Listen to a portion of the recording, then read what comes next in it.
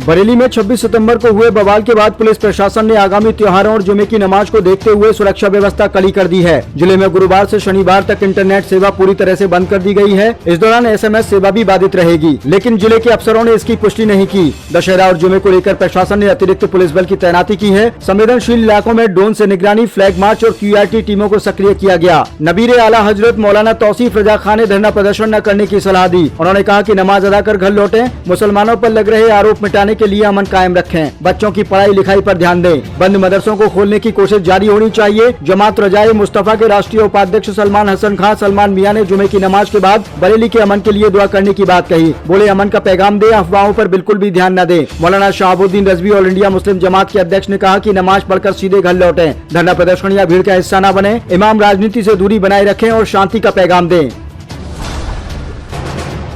बरेली में I love Mohammad को लेकर हुए विवाद के बाद सियासी तपिश बढ़ गई है। नगीना लोकसभा सीट से सांसद चंद्रशेखर आजाद को प्रशासन ने गुरुवार को हाउस अरेस्ट कर दिया। वे पीड़ित परिवार से मिलने बरेली जा रहे थे, लेकिन सहारनपुर स्थित उनके घर से निकलने से पहले ही उन्हें रोक दिया गया। इससे पहले कांग्रेस सांसद इमरान मसूद और पूर्व सांसद कुंवर दानिश सलील सपा MLC शहनबाज खान को भी हाउस अरेस्ट किया गया था। प्रशासन ने सुरक्षा कारणों का हवाला देते हुए सभी को रोकने का निर्णय लिया। हालांकि सपा के प्रतिनिधि मंडल ने मंगलवार को DIG से मुलाकात कर निर्दोषों पर कार्रवाई न करने की बात कही, जिसके चलते DIG अजय कुमार साहनी ने भी किसी निर्दोष पर कार्रवाई न करने की बात कही।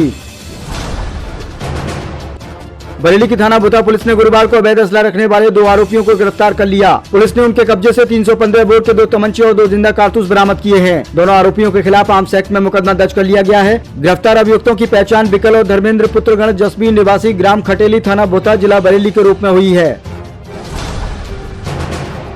असत्य पर सत्य की विजय का प्रतीक विजयदशमी और राष्ट्रीय स्वयंसेवक संघ RSS का स्थापना दिवस स्वयंसेवकों ने हर्षोल्लास के साथ मनाया। इस अवसर पर संघ के सभी 15 नगरों की विभिन्न बस्तियों में पथ संचलन किया गया। शताब्दी वर्ष पर इस बार विजयदशमी पर स्वयंसेवकों में उत्साह और उल्लास देखने को मिला। RSS के विभाग प्रचारक ने कहा, भारत को वैभवशाली राष्ट्र बनाने के उद्देश्य के साथ शुरू हुआ राष्ट्रीय स्वयंसेवक संघ का शतायु हो चुका है।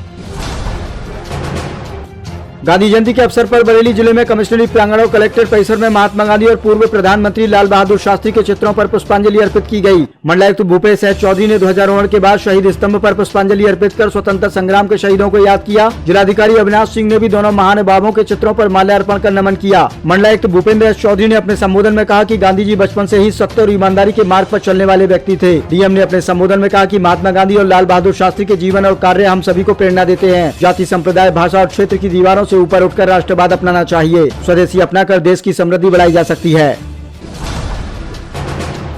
बरेली से एक सनसनीखेज मामला सामने आया है, जहां मामी से अवैध संबंधों में एक भांजे ने साथियों के साथ मिलकर मामा को ही रास्ते से हटा दिया। पुलिस ने मुकदमा दर्ज कर आरोपियों को गिरफ्तार कर लिया। वहीं ये मामला क्षेत्र में चर्चा का विषय बन गया। ये मामला मिर्जापुर शाही रोड का है, जहां 9 सितंबर को गड्ढे में घुसी पिकअप में 32 साल के हरपाल का शव पड़ा मिला था। पोस्टमार्टम रिपोर्ट में हरपाल की मौत दम घुटने से होने की पुष्टि हुई थी। गोवाना की पूरन देवी ने मंगलवार को बेटे हरपाल की हत्या के आरोप में उसकी पत्नी ममता और राहुल के नामजद मुकदमा दर्ज कराया था। मां ने मुकदमे में 3 अज्ञात लोगों को शामिल बताया। आरोप लगाया कि मृतक की पत्नी ने शिकायत करने पर बच्चों को जहर देने की धमकी दी। इसके बाद पुलिस की जांच में पूरे मामले का खुलासा हुआ।